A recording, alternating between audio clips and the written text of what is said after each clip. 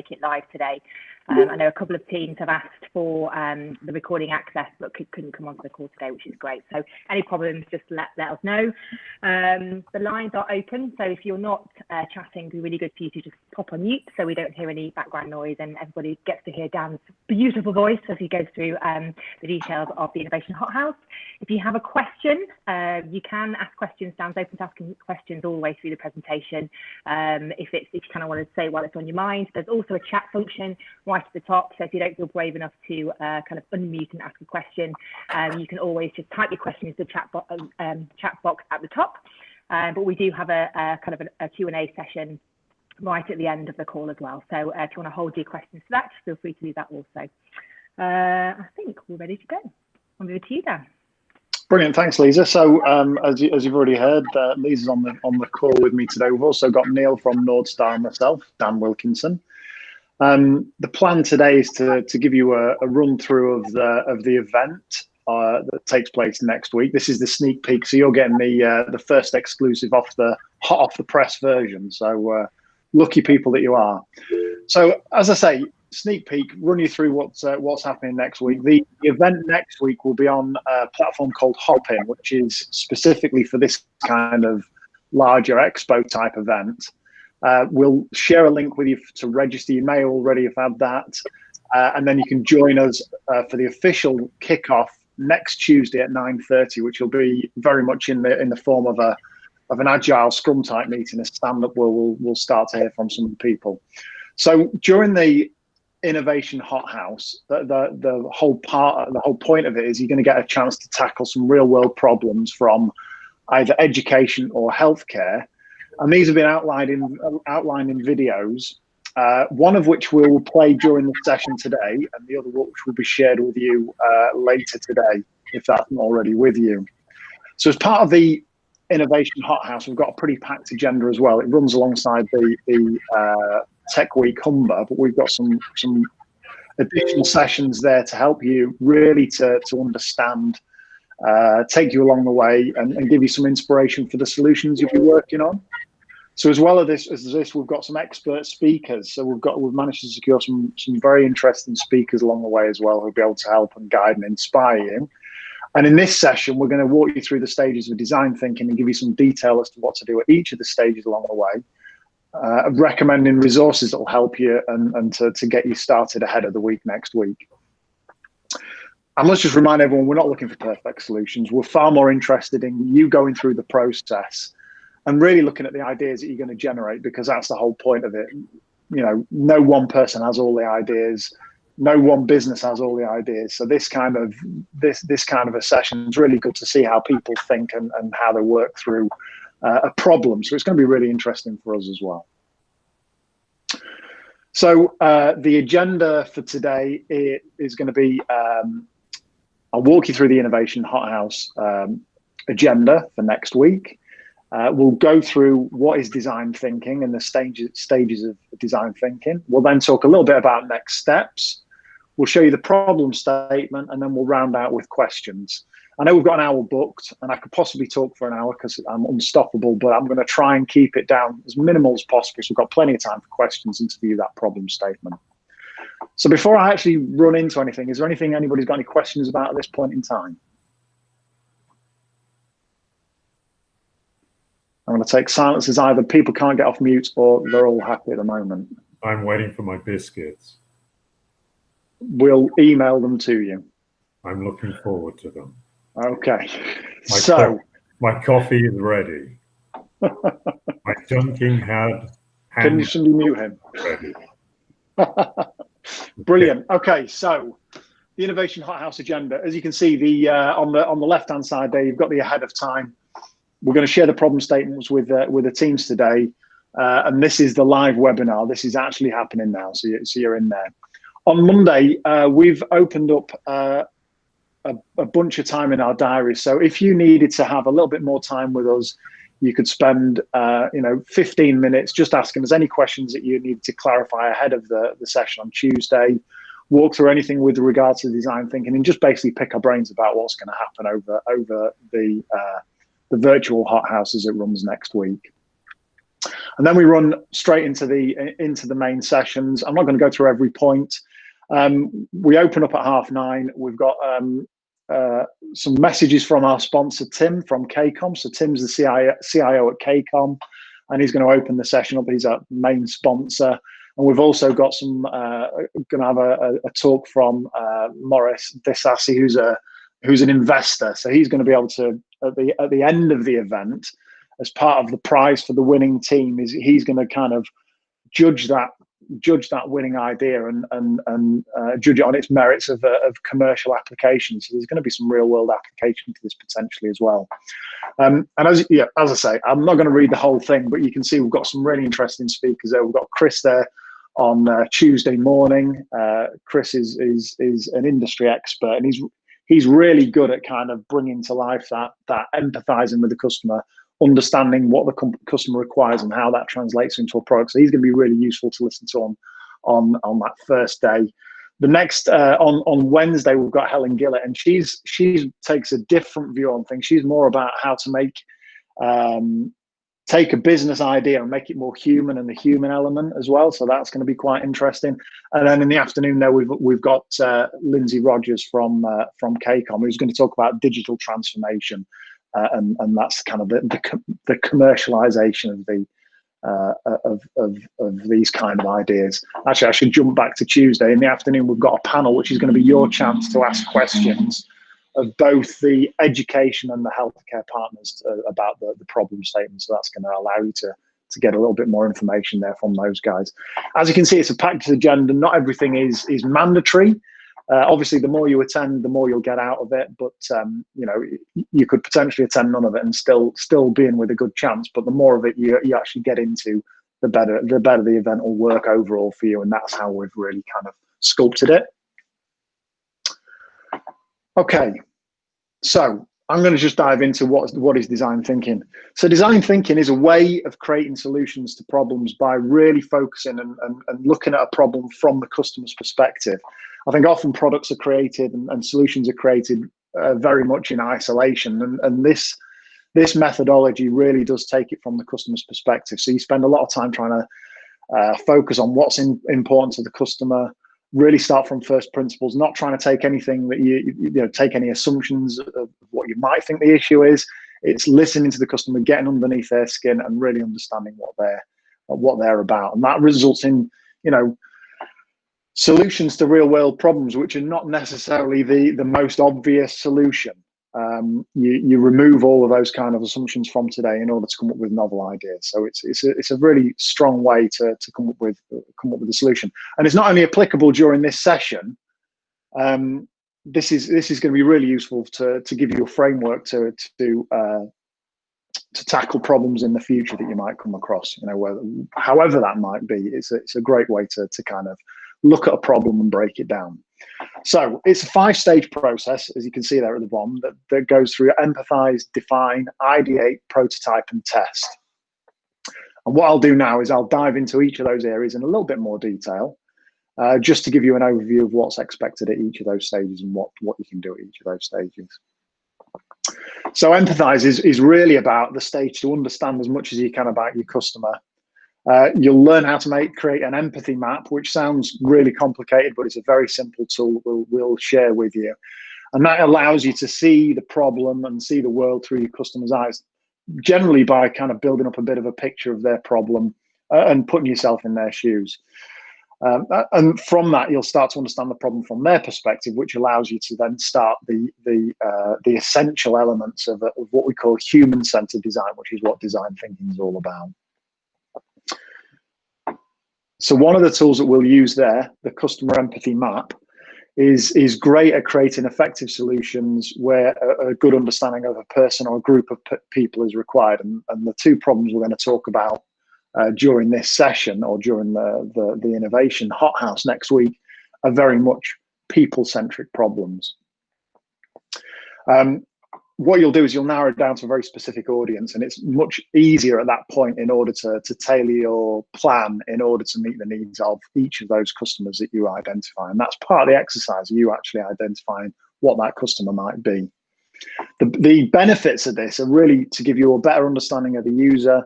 it distills the information into one visual reference. You'll create as a team, so you've got this one place where everybody's ideas of what the customer is thinking and feeling and so on and so forth is all in one place.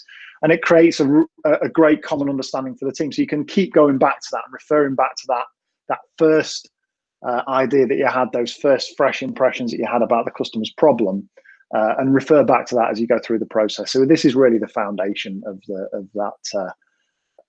the entire process, hence it's first. We then go into the define stage. So you're going to have the problems from the problem statements from the end users, customers we'll call them in this. But this is really about building on the information that you created at the empathize stage and apply that understanding to defining the problem as you see it. So as you continue to associate with the problem, to really get to grips with it, to listen to the problem statements. We're on video, so you can keep replaying them, which is great. That then further builds up the impression and allows you to start take the empathy map and start to build a persona, which really builds a clear picture of the customer, the people you're trying to create the solution for, and it builds a clear picture that you can refer to as a team. So what we've done is we've given an example of what a persona looks like. This is just something we made up quite quickly, but again, it gives you a bit more background. So you've given a name to our customer. We've called her Annie in this occasion. She's a bike shop owner or mechanic. You can see she's wearing the apron of a bike mechanic. She's self-employed, so we've said that she's the owner of the business. She's a working mum with 2 children and 5. She employs 3 staff. She's got a very busy schedule, frequent changes, and so on and so forth. So you need to be able to kind of understand what her life is all about and how she interacts and what her preferred methods of interaction actually are. So that's what a persona is, but we'll dive into that more next week. But it's being able to kind of pull that level of information. It's all down to your imagination as well. That then propels us into the ideate stage, and this is about generating ideas for the solution. So it's building on the solid foundation that you've made from the empathize and define stages. And ideate, I think, is the stage where people have the most fun. It's because you get to kind of broaden your horizons, open your mind up, and think about generating ideas to solve the problems that you're tackling. And it's the great thing about it is it's about thinking about as many ideas as possible. So volume is good, as it says there. The more that you generate, the more that you've got to go back to, and there are no bad ideas and no wrong answers. So it's a chance to just go wild. What you think is a bad idea right at the beginning can come back later as something you combine into your eventual idea, or it can come as a basis for the overall idea. So as I say, don't discard anything. Collect as much information as possible, and use as many different ways of pulling those ideas together as you can. Some of the tools for ideation, it's thinking about trying to phrase the problem. How might we, which makes you think. It hints at possibilities that the solution exists. Doesn't give you any hints or influence you on how to come to that solution, but it really kind of opens things up and allows you to be a little bit more forward thinking. Some of the things that really help are like introducing a change of scenery, represented by the tree, as you can see there. So if you take yourself outside, take yourself to a different room, take yourself, stand up, walk away from the desk, whatever that might be, the change of scenery can really start to work your inspiration. I know it's famous that great scientists go for a walk and they get their inspiration from being out there in nature and walking around. So that might be a possibility, or it might not, depending on lockdown, of course. Challenge your assumptions as well. It's easy to make assumptions and that you know everything, and that you kind of start to fix yourself in very, very straight line patterns, but challenge your assumptions. And as you're working as a team, you can challenge each other's assumptions. And then the final thing on there that represented is the worst possible idea. Thinking about, if you're getting stuck in the thinking about a good idea, you can always think back to generate what's an absolutely terrible idea, and you can get some great results just from doing that. Okay, next stage is to prototype.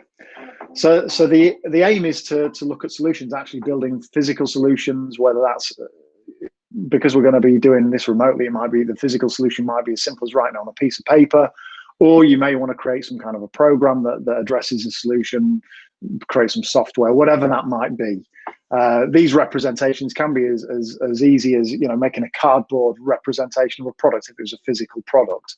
What we're talking about is this kind of illustration of going from a minimum viable product, so something you can take in your hand, represented by the skateboard, build very quickly, and you evolve the idea as you go. Now, during this week, it's going to be quite a fast evolution, but in real life, this might be quite a slow, drawn-out process where the evolution is slower, but it's that minimum viable product which engages with the customer and allows the customer to start to use the product, solve their problem, and move them forward over time. So that's what we're looking for in prototype. It's more about the presentation of the idea and representing the idea than anything that's actually perfect. And then the final stage there is test. In this instance, test is actually going to be judged by KCON, by the education panel, and by the healthcare panel. So your problem, your solution to the problem, will be judged by the people who actually posed the problem in the first instance. So quite an exciting opportunity. You're going to have lots of access to those guys, and you've got the problem statement, so you should be able to get very close to hitting their needs. But the test will be there at the end, which will be great, I'm sure. Okay, so that's the stages of design thinking. Anybody, any questions at this point regards that, or anything to add from my esteemed colleagues, Lisa or Neil? I think the one thing to call out probably for everybody to think about is that this is quite an accelerated process that you're going to be going through in 3 days. So normally, as Dan says, this would be going over a couple of weeks or you know, several months. And really what we're trying to get is the process of the thinking and going through the process and really drawing out your ideas, you know, as he says, starting really with the user or the person who's going to be impacted by the change that you're trying to make, really getting underneath the skin of what it is that we're trying to do. And we've got quite broad, wide-ranging problem statements from the healthcare and the education stakeholders that we've been able to get problem statements from. So you've got quite a lot of opportunity to try to really hone in on a niche within one of those particular areas and then think about what your problems can become. And that can seem quite daunting over a 3-day period, you know, to get to something that's actually usable. So as Dan was saying, we really kind of encourage you for more. It's the thought process and how you can really kind of articulate your ideas and what you would do to solve that problem for a person is more important than building something that works and looks shiny. And I think that's really kind of how you want to think about the exercise. So. Brilliant. Yeah, thanks for that, Neil. See how great it is to have another person there, because you just start thinking in the same ways all the time, and Neil helped to expand that. So that's great. Okay, so next steps. So now you're in a position that you've got a bit of a head start on the competitors, the people who are also going to be part of this, who aren't on the session today. So you can start thinking about that, empathizing and defining. In order to help you to do that, I'm going to play a video, which is the first problem statement, which I mentioned right at the start there. This is the healthcare project problem statement. The education problem statement will be available later today. I know that's been edited, so ready to go later today. And as I said previously, if you need more information or need more help, you can email. It says go to there. Email events@nordstar.uk, and you can book a session with one of the consultants to get more insights or ask any more questions that you might have. And that's going to be open to you on Monday. So as I said, we've cleared our diaries on Monday, so you can book a 15-minute session there to ask any of the questions that you might have. Okay, if there's nothing else, I'm going to roll into the video now.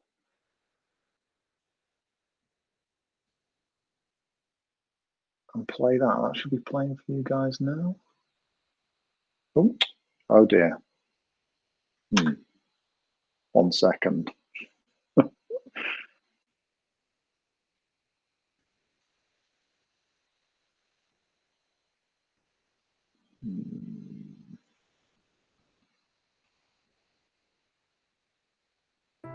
There we go.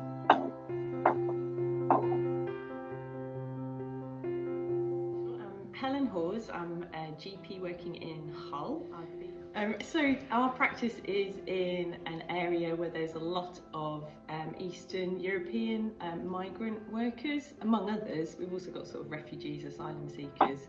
So a lot of the consultations before COVID, when we were seeing people face to face, you'd have several consultations in the morning surgery with you, the patient, and a translator. So I'm Bushra Ali. I'm a GP in Hull. I am also a board member for Hull CCG, which commissions healthcare services in Hull. When my patients sat in front of me, I want them to feel that they're having the same service that they would have had back in the 70s. A lot of us will talk about that's 70s general practice. And actually, 70s general practice is you go in, you sit down, you speak to your GP who looks at you like a human being, they listen to what's wrong with you, but also they learn about your life. And then they tell you what's wrong or what could be better. And they give you some advice, and then you go away and you go back to your own life. And actually, I want all of my patient interactions to be like that, for the patients to have the same experience of I spoke to somebody and I got advice back. But what's going on around that is completely different now to how it was when I started this practice. In 4 years, things have changed massively. We've gone from being a 15,000 patient practice to being a 17,000 patient practice, to then merging, and now we're a 59,000 patient practice. Staying on the line to get through on the phone. There's a long wait. We're looking at ways to try and improve it, but you could be on the phone for 40 minutes waiting to get through to try and make an appointment. The alternative to that is what we call e-consult. So patients sort of fill in a form online, but they can't do that. It's not in their language. You can open it up in Google Chrome and it will translate to an extent, but we're just not even really finding that people are doing that. My name's Colin Webb. I'm a commissioning manager with the whole clinical commissioning group. But when it comes round to dealing with the GP practice, the online consultation form will appear to them in English. And there is no other option but for them to communicate in English. And it becomes very, very difficult. So they may send in a form, but the GP or it will go to the practice, the admin staff will pick it up, and then they will fire it in the correct direction, whether it be to healthcare assistant or to a GP. But they have to understand what they're actually looking at, and that can become very, very difficult. Another one of our challenges is around our patients for whom English is a second language. If they ring up, they are given a set of instructions to press 1 for X, Y, Z, and all of that information is given in English, unfortunately. So if they can't comprehend that, they might be directed towards an online consultation from our website. They can't submit that in their own language, and we can't interpret it from their own language. And our concern is that actually some of those patients are just no longer presenting. So where they would have just popped into the surgery and signed that they would like to be seen, they can't do that now. So we're wondering where they're seeking their healthcare, and are they actually getting advice from people who are perhaps not qualified to give that advice? What they used to do before COVID is just walk in, point at little signs that we had to say they had pain or whatever, and which language they needed. They literally got an appointment booked with a translator. But we're not doing that now because we're encouraging people not to come to the surgery because we don't want them to catch coronavirus. So it feels like we've shut off that kind of access, and it's a real problem. So one of the main challenges that we've faced with coronavirus and the changes we've had to make has been the loss of continuity for our patients. So because they might get seen and dealt with by a doctor working at a different site, they won't necessarily get to see Dr. Ali every single time they come in, or Dr. Ali every time they ring. And that, I know, is something that's really important to patients. Patients really value continuity. Some doctors actually really value continuity as well, because we know how to help patients that we know. When you go back to pre-COVID, we decided to be innovative with digital technology, and through that we encourage GP practices to take up the online consultation tool so that people could start using technology to to correspond backwards and forwards with their GP practice. Within 4 weeks of COVID hitting in March, all 33 practices had video consultation up and running in the city. So which gave another angle to be able to talk to, triage and deal with patients. One of the things I learned really quickly when I moved into general practice, particularly when I started at my practice and actually started to see more about the workings of general practice rather than just seeing patients, was that general practice is really, really good at innovating. So if we need to change, if we need to adapt, if we need to do things differently, we will.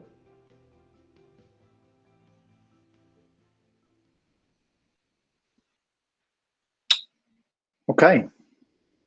So I think for me, they're really quite compelling problem statements, and you can see that these are real world problems, not just made up for the purpose of this event. And whether that gives you more pressure or whether that makes you feel more inspired, I'm not sure. It's quite impressive. And I always thought that certainly healthcare will be very slow moving and so on and so forth. But you heard it right there. Very innovative and very quick to pick new things up. And I guess you've seen that, you know, we've seen that they've adapted very quickly in recent times. So anything we do, anything we suggest, they're going to be absolutely open to that. And I think not just in healthcare, but in the education side as well, we've seen that real openness. So a chance to make a difference. I'm going to stop eulogizing there, but I think it is. I think it's really important work that we're going to be doing. Okay. The big question mark leaves us open for any questions. Are there any questions or clarifications that anybody has? Or comments generally? Kerry. And you knew I was going to ask. I was hoping somebody would. Yeah. Really, really good presentation. Thank you. That's been wonderful. I am inspired, and I think for me, what I've got to do now is kind of pick this video up, share it with my learners. Now, yeah. I was kind of hoping to put together a bit of a team of maybe 4 to 6, but I've had a few extras kind of want to tab onto it. And I'm just thinking, do you know what? The more the merrier.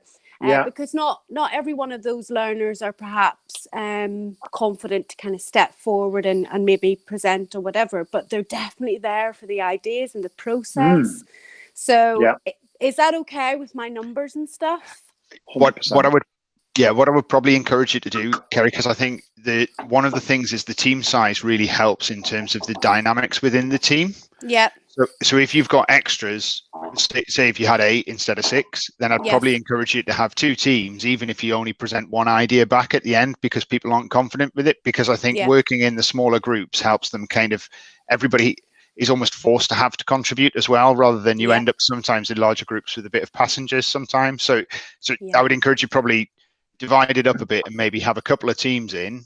But then it's fine if you only want to put one idea forward and if you want to do some of the exercises jointly, but it's just that team dynamic is better if you've got smaller numbers, I tend to find. So. Absolutely. And I'd kind of thought about that already. I thought, right, okay, we've got those numbers. We've got ones who are chomping at the bit to kind of step forward and represent on this, which is wonderful. We've got a really neurodiverse group, which is even better. So I'm quite looking forward to, because I specialise in neurodiversity and things and supporting young people to move forward into meaningful activity in workplace. So this challenge is amazing. I'm so excited. It's like, right, lockdown's hit. Who cares about lockdown hitting? This is something to get our teeth into. And again, it's that balance of, if we can I've managed to talk another team member, a good one in, so that I can almost split the group. If needed, so that everybody gets a chance to. I think the thing for me, because everybody's doing their different things in the week and such like, and I haven't been able to give them much of a schedule. And I think anybody who's neurodiverse wants the schedule in 2019. They're kind of saying, but what's happening and when's happening and how's it happening? And I'm like, I can only give you so much information. So having the recordings is going to be really beneficial for my particular group. I think that's just something that I'd need to say, really. And can I just clarify, we don't need to dress up as rabbits to hop in? No, totally do. Okay. A great idea, Kerry. Are we going to dangle carrots and stuff? Because I am totally Absolutely, with my there are learners. carrots. Yeah. No, I think that's a really great point that you made there. I think it's and if you do divide into two teams, you might get the fact that somebody does want to present. You know, they'll see other people kind of talking and so on and so forth through the day, and it's not scary. No, I've got one chap, and I've just started to work with him about 4 weeks ago. He's got a degree in marketing, and I'm like, get yourself on the Tech Expo, hop in, because actually probably one of your ex-lecturers is on. So, you know, you smooth out the process, see what he's up to, if he can give you any top tips. But get yourself put forward. So I did laugh. I said, send us a profile picture, but I do want you suited and booted, you know, because you're going to be talking to professionals. So, you know, it's getting them all geared up. It's quite nice. Brilliant. Everybody's dead excited. Good. That's what we're looking for. I think that's it. You bring the enthusiasm. You're 50% of the way there.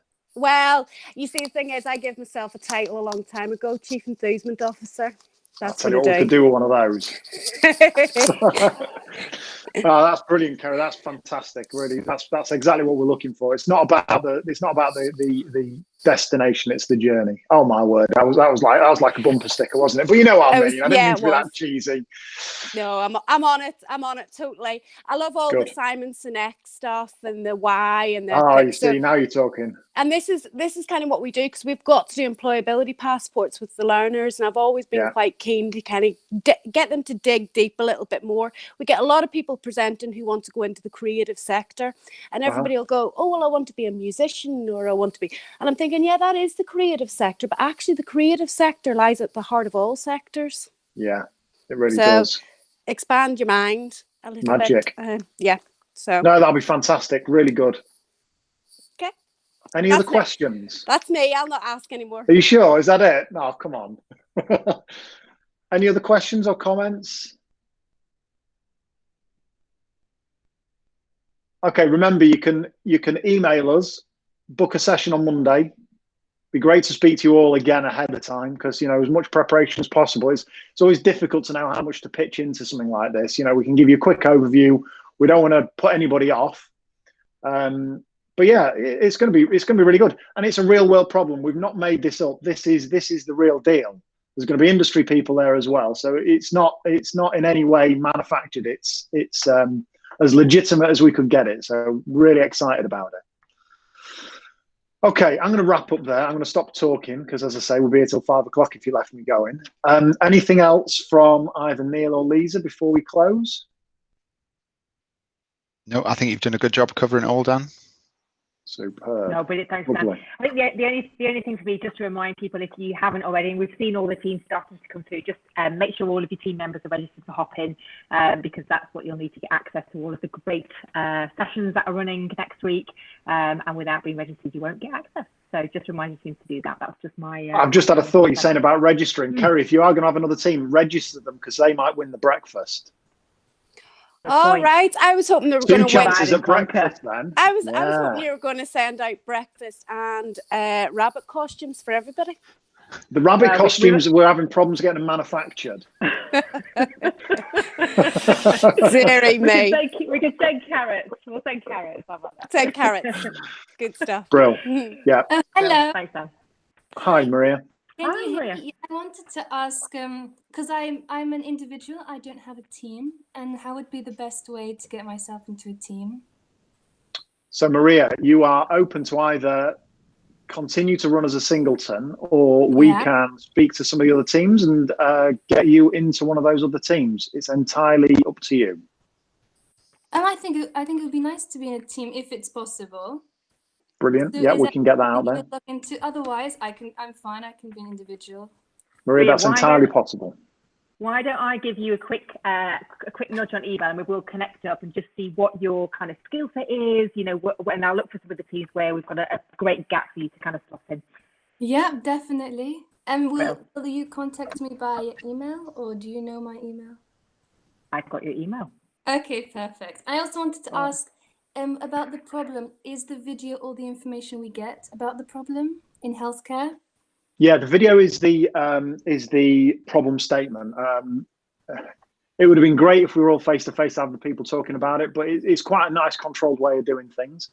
Okay. On Tuesday afternoon, we're going to have a panel where you'll be able to ask questions of the healthcare and the education guys. So we've got the videos now, so you can get a view ahead of time and start thinking about how that problem might be. You know, the empathize and define stages. Okay. And then we'll have access to those guys as well. If you've got any other questions that you need to clarify in the meantime, you can ask us on this call. Speak to us again on Monday, send us an email, any of these things, and we can try and clarify that. Okay, no, that's perfect. I think I understand the problem, and I'll start the 5 processes and wait until Lisa tells me if there's a group. Thank you very much. Superb. And we'll send out the links to the videos after this session, so you'll be able to go download those videos and go watch them. Perfect. Thank you.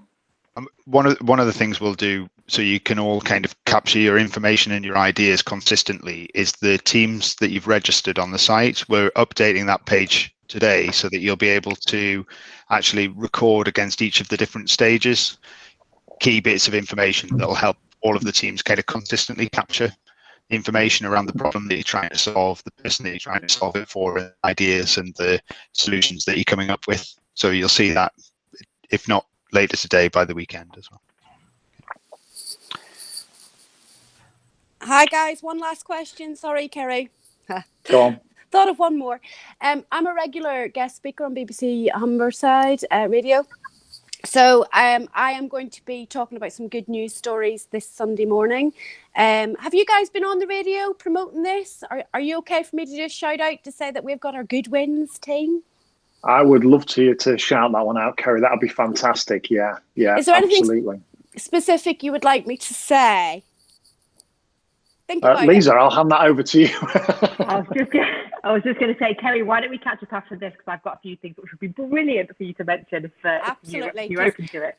I'll cover it as a good news. The other good news stories are a bit quirky, funny, strange. But yes, this would be lovely to cover. Quirky, funny, strange. You've come to the right place.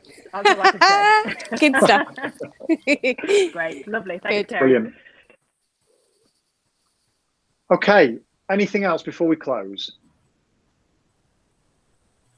Brilliant. I'll take silence as a no that everybody's happy. You know where we are. Look out for the information. It's on its way out to you, so you'll be able to engage with us. And if we don't speak to you on Monday, we'll speak to you Tuesday morning at 9:30 for that first stand-up call. All right, guys. Thanks very much for your time. Speak soon. Thank you. Cheers. Thank Bye-bye. you. Thank you. Bye. Bye-bye.